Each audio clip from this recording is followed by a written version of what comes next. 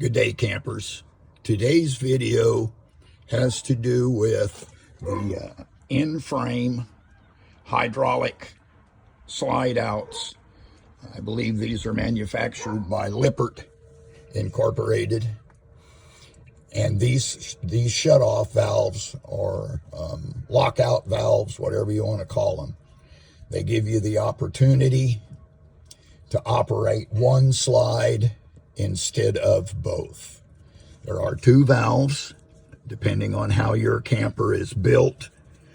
I've marked my valves. This one is for the kitchen slide out. This one is for the living room slide out. If you close the valve, that slide will not operate. So with them both open, both slides operate. If you close one, then only the other slide will operate. So if it's open, it won't close. If it's closed, it won't open. You'll find that clockwise, close the valve, counterclockwise, opens the valve.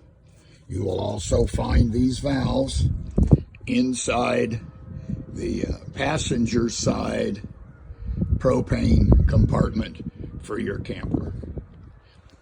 Hopefully this helps you in operating your hydraulic slides. And as always, thanks for watching, and please remember to like and subscribe.